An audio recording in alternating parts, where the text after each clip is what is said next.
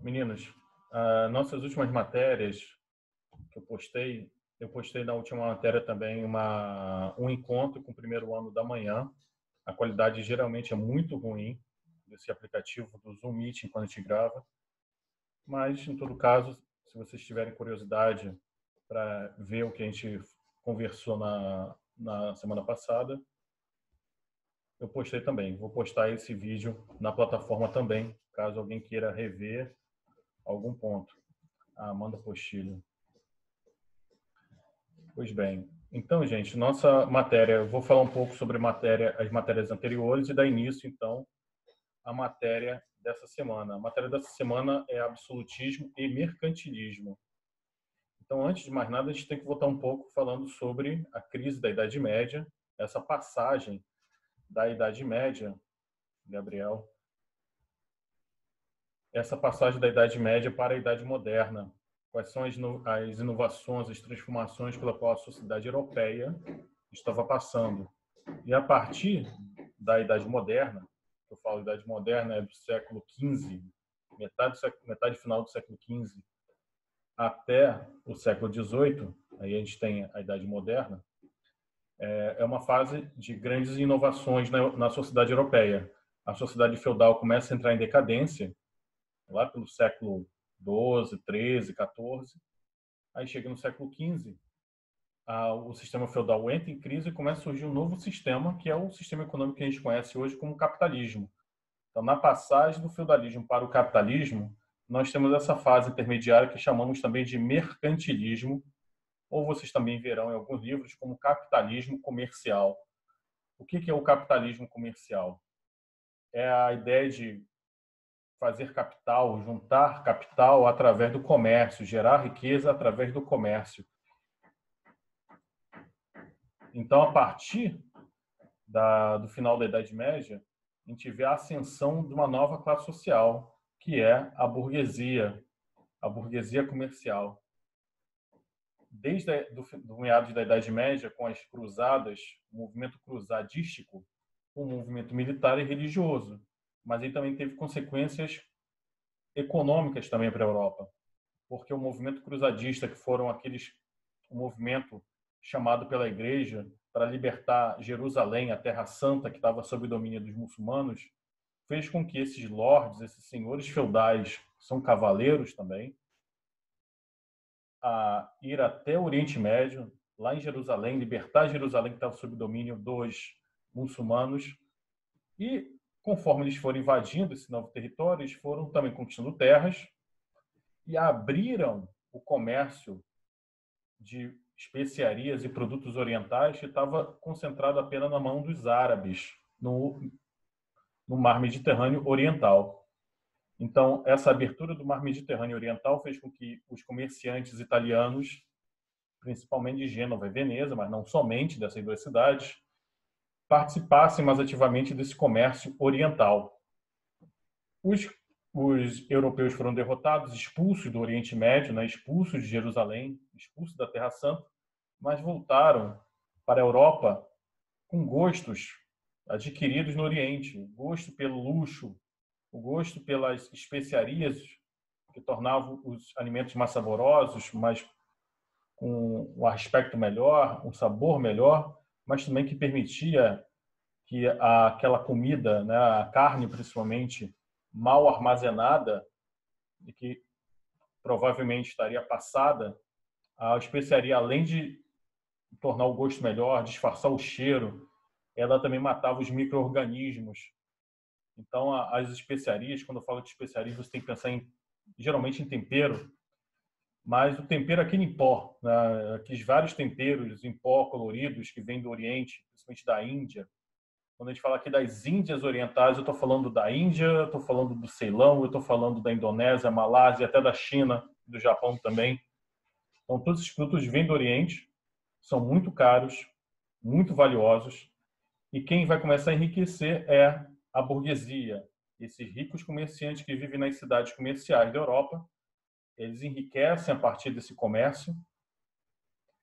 Só que, é claro, a nobreza feudal, aquela nobreza dona de terra, que explorava o trabalho dos servos, desses camponeses, começa a entrar em decadência. Então, é um longo processo, nada é da noite para o dia. Então, nesse longo processo de ascensão da burguesia, a burguesia tem vários problemas.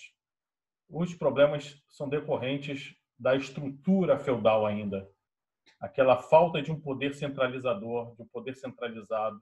O poder até então estava na mão dos proprietários de terra, dessa nobreza feudal. E é um caos. É um caos a Idade Média. A Europa feudal ela é um caos. Por quê? Você não tem um governo centralizado, e é mesmo dentro de um país, né, do que chamamos hoje de país, como França, por exemplo. Você tem vários feudos, vários ducados, marcas, condados, e cada um tem suas próprias leis, suas próprias medidas, sua própria moeda, muitas das vezes, e isso atrapalha muito o comércio. A falta de segurança nas estradas, estradas mal conservadas, a falta de pontes, muitas das vezes, uma coisa simples, mas uma ponte ligando uma ponta a outra, atravessando o rio como não tem, força o comércio a procurar outras rotas mais longas, mais demoradas. As guerras entre os feudos faz com que também o comércio não funcione direito.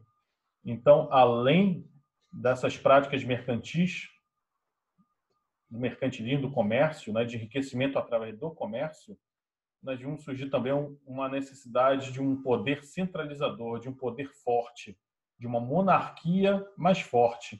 Então, a burguesia vê na figura do rei uma forma de superar todos esses problemas da Idade Média. Talvez não sei, tenha sido de maneira de caso pensado, consciente, mas a gente começa a ver uma aliança entre a monarquia, ou seja, o rei, e a burguesia comercial. Principalmente porque a burguesia ela paga os impostos através através de dinheiro vivo mesmo. A gente deve lembrar que na Idade Média quase não rolava dinheiro, não dinheiro sonante. Os impostos, os tributos dos camponeses eram pagos através de serviço obrigatório, trabalho nas terras do senhor, gratuito, ou através de parte da produção do feudo. Era entregue, então, aos senhores. Mas o rei começa a cobrar impostos em dinheiro sonante, moeda, uma moeda que agora tem o selo do rei, que circula em todo o país e vale a mesma coisa em todo o território. A gente vê também surgir, paralelamente à ascensão da burguesia, a gente vê surgir também as monarquias nacionais, ou seja, o rei ele representa a nação, ele tem a justificativa da nação.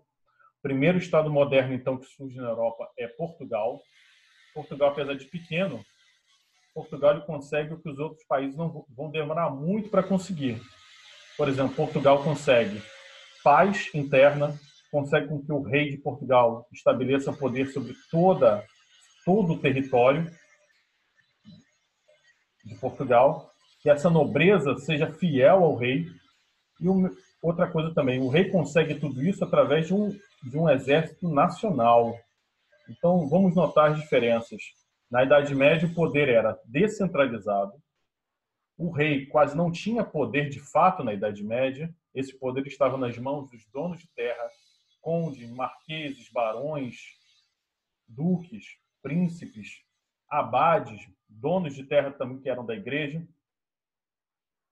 Vejam bem, outra coisa também, o exército, a força armada, ela era particular desses senhores de terra, eram ligados por laços de vassalidade, ou seja, de lealdade entre senhores e vassalos, ou seja, não era um exército nacional. Outro ponto também, o rei ele consegue, ao impor essa autoridade sobre todo o território nacional, ele consegue também impor uma única medida, né? Então não vai ter mais aquele caos de várias medidas por região. Ele consegue impor as leis, ele consegue impor uma única moeda, ele tem o monopólio da violência, ou seja, tendo a polícia, tendo o exército. Ele cria uma burocracia administrativa. O que é isso, burocracia? Quando a gente pensa em burocracia, é uma coisa sempre muito negativa, né, aqui no Brasil. A burocracia são os funcionários do Estado, são os funcionários reais que vão arrecadar os impostos, fazer levantamento de censo. O rei, então, vai pegar esse dinheiro e vai aplicar em infraestrutura. No caso do rei de Portugal, ele vai apoiar a burguesia mercantil, ele vai apoiar as grandes navegações. Então, a burguesia aliada à monarquia nacional, ela vai fazer várias transformações na sociedade europeia, inclusive as grandes navegações, e aí a conquista da América, a colonização da América também, ou seja, a expansão do poder político da Europa sobre o mundo começa a partir daí. Então, vamos falar primeiramente sobre o caso de Portugal. Portugal não era um reino ainda na Idade Média. Portugal e a Espanha estão dentro de um contexto maior que é chamado Guerra de Reconquista, ou seja, a Península Ibérica, a parte onde hoje fica Portugal e Espanha, estava sob domínio dos muçulmanos, que chamamos também de mouros. Esses muçulmanos tentaram invadir a Europa pela Península Ibérica, né? Depois que os árabes tomaram o norte da África, eles invadiram a Europa pelo Estreito de Gibraltar, bem ao sul da Europa, e foram tomando território até chegar na fronteira com a França, quando Carlos Martel bloqueou a passagem deles. Então, no norte da Península Ibérica, fronteira com a França, você vê surgir vários reinos menores, reinos cristãos, que vão lutar para expulsar os muçulmanos do seu território. Então você tem vários reinos. Esses reinos vão surgir, vão sumir, muitas das vezes vão se unir num só. Por exemplo, o Reino das Astúrias, que era um reino grande, relativamente grande, no norte da Península Ibérica, ele vai se desmembrar em outros reinos. Mas a título da nossa aula, vamos pensar apenas em Leão, Reino de Leão, Castela, Navarra e Aragão. Esse reino de Navarra, que eu falei também, hoje ele é um território que nem faz mais parte da Espanha, ele é mais parte da França. A maior parte dele pertence hoje à França. Mas então, Leão, Castela, Navarra e Aragão são os 4 que nos interessam aqui. Na luta contra os muçulmanos, o rei de Leão pediu ajuda a um nobre francês chamado Afonso Henriques. Perdão, o Henrique de Borgonha, errei. O Henrique de Borgonha era um nobre francês. Ele ajuda, então, o rei de Leão na luta contra os muçulmanos. E aí, então, os muçulmanos perdem o território e o rei de Leão dá esse território como feudo para o Afonso Henriques, perdão, o Henrique de Borgonha. O Henrique de Borgonha, então, ganha o feudo do condado portucalense. Ele se torna o conde do condado portucalense. Esse nome não nos é estranho, portucalense. Então, condado do Porto do Galo. Até hoje o galo é símbolo de Portugal, um animal que é conhecido por ser um animal territorialista. Isso exemplifica bem, né? Apesar de ser pequeno, o galo ele é um animal que defende seu território. Isso define bem o que é Portugal, os portugueses. Então, era um feudo, né? O condado portucalense era um feudo submisso, ele era vassalo, submisso ao rei de Leão.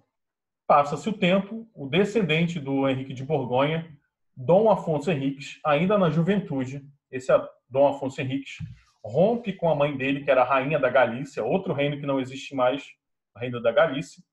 Ele rompe com a política da própria mãe. Ele, então, junta um exército e começa a combater por ele mesmo os muçulmanos e vai lutando para expulsar os muçulmanos, a nobreza do condado portucalense. Então, começa a ver o Dom Afonso Henriques como alguém a se seguir, né? Eles começam a seguir esse guerreiro, o Afonso Henriques. Ele começa, então, a lutar contra os muçulmanos, vai expulsando gradativamente os muçulmanos desse território. A grande conquista dele, a princípio, é Lisboa. Lisboa, a cidade fortificada, uma cidade comercial, que era ponto de parada para os comerciantes para o norte da Europa. Estava sob domínio muçulmano. E a partir daí, então, quando ele liberta essa cidade, expulsa os muçulmanos com a ajuda dos cruzados ingleses. Os ingleses estavam voltando das cruzadas lá no Oriente Médio, dão uma paradinha ali, ajudam o Afonso Henriques a expulsar os muçulmanos, toma Lisboa, e a partir daí a popularidade dele entre o povo e entre os demais nobres começa a crescer. Ele, então, luta também contra os espanhóis de Leão, lembrando que Leão é um reino que vai dar origem mais tarde à Espanha. Ele luta contra os espanhóis para manter o seu território independente, derrota os espanhóis, e a partir daí, então, quando ele derrota os muçulmanos ao sul da Península Ibérica, na região do Algarve, ele expulsa os muçulmanos dessa região, ele meio que funda o Reino de Portugal. Aí, então, Portugal se torna o primeiro reino, né, primeira monarquia nacional, primeiro Estado nacional da Europa. Enquanto isso, os espanhóis estão em guerra entre si e contra os muçulmanos também. Então, vamos falar um pouco sobre a unificação da Espanha. A Espanha se torna unificada quase 400 anos depois, né, quase 4 séculos depois de Portugal, porque você tem vários reinos como Leão, Castela, Aragão, Navarra, e você tem os territórios dos muçulmanos, os emirados dos muçulmanos. E muitas das vezes os próprios cristãos se associam com esses muçulmanos contra outros reinos. Então é um caos ainda a Espanha. E isso dificulta a expansão marítima espanhola. Portugal não. Portugal já unificado, em paz, com um rei associado à burguesia. Daí a burguesia só cresce e se fortalece em Portugal. Já a Espanha não. A Espanha é um caos de guerra. Enquanto que em Portugal, mais tarde, a dinastia de Borgonha, fundada lá pelo Henrique de Borgonha, essa dinastia entra no problema sucessório. O rei morre sem deixar um sucessor masculino. Ele deixa apenas uma princesa como sucessora dele. Só que na lei portuguesa, só quem pode subir ao trono é um rei, é um homem. Então essa princesa casa com o rei de Leão, e aí o rei de Leão busca então engolir novamente Portugal, né, unindo os dois reinos, Leão e Portugal. A burguesia portuguesa não aceita, começa então a procurar um outro sucessor. Mas como o rei ele não tinha deixado um filho homem, eles buscam então em outra pessoa para suceder o trono, o irmão bastardo do rei. Esse irmão bastardo, ele era reconhecido, mas fora do casamento. Ele era o Dom João, líder, né, cavaleiro da Casa de Avis. Ele tinha um exército também particular. Ele era um cavaleiro. Ele, então, era filho, irmão bastardo do rei falecido. E aí, então, a nobreza portuguesa e a burguesia portuguesa passam a apoiar esse Dom João de Avis.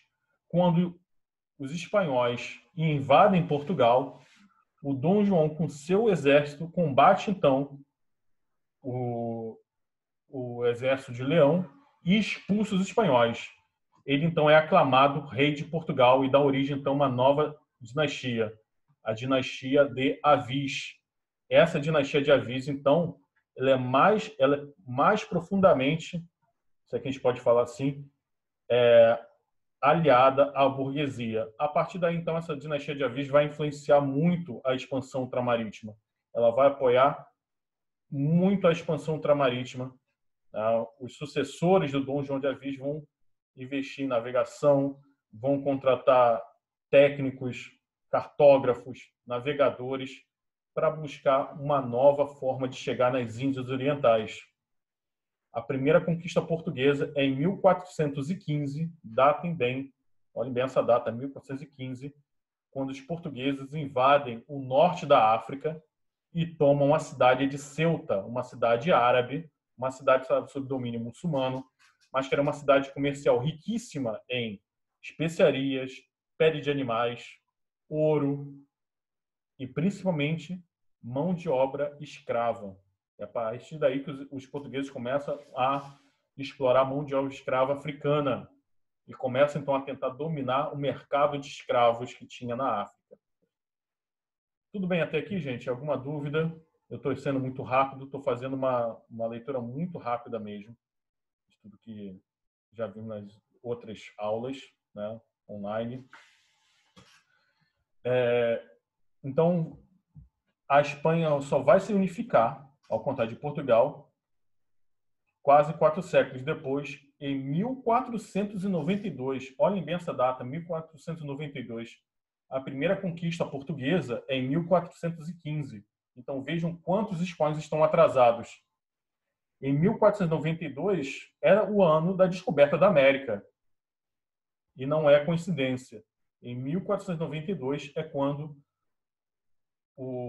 os exércitos de Castela e Aragão, unidos, as forças armadas unidas desses dois reinos, através do casamento da Isabel de Castela com Fernão de Aragão, quase 20 anos antes. Eles já tinham se casado, tinham juntado os dois reinos e tinham, então, com essa força unificada, expulsado os árabes do seu território. Em 1492, eles expulsam os últimos árabes da cidade de Granada, ao sul da Espanha. Expulsando, então, eles unificam e criam, então, o Reino das Espanhas, porque são vários reinos unificados, né? São várias regiões unificadas do território da Espanha. Há, então, o Reino das Espanhas Unidas, né? Da Espanha, como se chama hoje, mas oficialmente é Reino das Espanhas. Então, com um território unificado, sem guerras. Aí, a partir de então, ouvindo as histórias, as notícias do primo português, a Espanha corre atrás. E aí, então, dá início às grandes navegações. Então, para a gente avançar um pouco, vamos falar rapidinho sobre o caso da França e o caso da Inglaterra. Tá? Curiosamente, a Itália e a Alemanha só vão se unificar muito mais tarde, lá no século XIX. Então, no século XV e XVI, a gente vê a unificação da França e da Inglaterra num contexto maior, que a chamada Guerra dos 100 Anos. O final da Idade Média, no século XIV, ela é marcada por crises econômicas, a crise do próprio feudalismo, e também a Guerra dos 100 Anos, e também a chamada Peste Negra, que vai assolar a Europa, matando 1/3 dos europeus. Então, se hoje em dia estamos enfrentando uma pandemia de uma doença em escala global, você imagina como devia ter sido difícil para os europeus durante a Idade Média, final da Idade Média. Então, o que vai ser a peste negra? A peste negra, ela é uma doença em que a pessoa contaminada, ela ficava com manchas escuras, né? Ela começava a escurecer, a roxear a pele, porque gangrenava. Surgiam pústulas, bolsas de pus, geralmente debaixo do braço. Isso era causado por uma bactéria transmitida através da urina do rato. Os ratos que vinham nos navios comerciais, esses ratos vinham nos porões dos navios que vinham lá do Oriente. Então, é uma doença que vem lá do Oriente. Ela é transmitida por esses ratos que ficam nos porões dos navios. Esses ratos fogem para as cidades. As cidades comerciais da Europa medieval são cidades pequenas, sem infraestrutura, sem saneamento, sem higiene. Então, as pessoas também que não tinham noção de higiene e não tinham noção do que causava, eles não faziam ideia do que causava a peste negra. Eles acreditavam que era uma praga divina. A gente deve lembrar que, no final da Idade Média, na cabeça dos europeus, era o fim do mundo também. Tinha aquela ideia de que Deus estava voltando e que estava castigando os pecadores. As pessoas tinham que... Então, para combater, eles se martirizavam, achavam que, no máximo, o que estava contaminando a peste era causada por miasma, ou seja, gases pútridos, gases tóxicos. Por isso que quando a gente vê a imagem da Idade Média, os chamados médicos da Idade Média, médico da peste negra, aqueles caras com aquelas máscaras de couro em forma de pássaro, com aquele bico, os caras colocavam então palha, ervas aromáticas, eles acreditavam que purificava então para não se contaminar. Mas o que fazia contaminação era a péssima higiene e a urina do rato. Então vai matar um terço da população, vai acelerar a crise do feudalismo. E a Guerra dos 100 Anos vai ser uma questão sucessória da Inglaterra e da França. O rei da França morre, e aí então não deixa sucessores. Fica então decidido eles passam então a discutir quem vai suceder ao trono francês. O rei da Inglaterra, o Henrique V, começa então a pleitear e diz: olha, pela minha árvore genealógica eu tenho direito ao trono da França. Só que os franceses dizem: olha, nossa lei diz que quem deve herdar o trono é apenas por via paterna e não via materna, como era o caso da Inglaterra. Então o rei da Inglaterra começa então a pleitear o trono e ele invade a França. E aí então é o que a gente vai chamar de Guerra dos 100 Anos, essa disputa pelo trono francês entre os franceses e os ingleses. A gente hoje em dia fala assim, a Inglaterra tentando invadir a França. Não é bem isso, na verdade. Porque, na época, era muito comum essas questões sucessórias, dinásticas. Às vezes, o rei que herdava o trono nem mesmo sabia falar a língua do povo que ele governava. Isso era muito comum na Europa medieval. Então, não existia uma noção de França ainda, noção de nacionalidade, de pertencer a uma nação maior que a França. O que os franceses, na época, tinham era a ideia de que pertenciam a um feudo, a uma comarca, a uma paróquia. Os caras nunca pensavam em França. Existia uma França, uma ideia de França. As relações entre senhores feudais eram marcadas por lealdade, mas até chegar no rei da França demorava muito.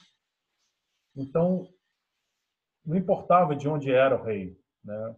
Isso não fazia muita importância para eles. Então, o rei da Inglaterra tenta invadir e faz aliança com os nobres franceses. Ele consegue conquistar muito território e isso vai se arrastando durante muito tempo. Isso vai fazer com que essa guerra enfraqueça, de certa maneira, o rei da Inglaterra e fortaleça o rei da França. Como é que isso acontece? Lá na Idade Média, no século XII mesmo, 12, 13, eu acho que século XIII, o rei, vamos focar um pouco aqui na Inglaterra rapidinho. O rei da Inglaterra, o Ricardo Coração de Leão, é um nome até conhecido, talvez vocês conheçam. Ricardo Coração de Leão lutou lá em Jerusalém, tentou defender Jerusalém, só que foi derrotado por Saladino Magnífico, que era o sultão do Egito, muçulmano. Ele volta derrotado para a Inglaterra, mas é um rei que muito guerreiro, né? Ele tem esse título de Coração de Leão pela sua bravura, coragem. Gente, já estamos terminando, tá? Temos 10 minutos, vou correr um pouquinho mais. Então, o rei da Inglaterra, ele guerreiro, ele acaba sendo morto na guerra contra a França. Ele tenta dominar a França, tenta invadir a França e acaba sendo morto na França. Quem sucede a ele é o irmão, o rei João. Mas o certo era os herdeiros naturais do rei Ricardo. Só que, como eles eram menores de idade, ainda crianças, o rei João meio que rouba o trono. E aí os filhos do rei Ricardo são exilados na França. O rei João tenta conquistar a França também. Ele gastava muito o tesouro nacional, o tesouro dos nobres, o tesouro da coroa britânica. Nessas guerras, tentando invadir a França, sempre levava um pau. Ele acaba mais tarde sendo morto também na guerra contra a França. Mas, enquanto isso, ele gasta muito dinheiro, promove guerras que muitas das vezes a nobreza não concorda. E é uma coisa interessante. A nobreza, cansada das atitudes do rei, passa então eles se reúnem, fazem um colegiado de nobres E esse colegiado, então, eles decidem impor um documento ao rei, limitando os poderes do rei. É a chamada Carta Magna. Guardem esse nome. Guarda Magna. Pois é, gente. Acaba 3 horas, mas a gente tem um pouquinho ainda de tempo. Geralmente eu passo. Valeu, Júlia, por me avisar. Então, gente, para a gente terminar aqui, eu vou tirar uma foto da... Só para dizer quem está aí, né?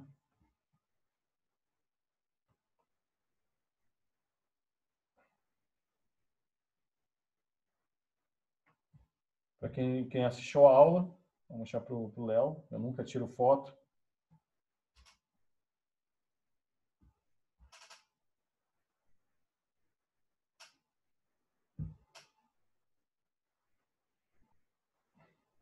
Então, gente, na Inglaterra, só para a gente fechar aqui, essa Carta Magna vai limitar os poderes do rei, tá? O rei vai ficar submisso ao conselho dos nobres, ele não vai poder aumentar impostos, cobrar impostos, declarar guerra a ninguém sem autorização desse colegiado de nobres.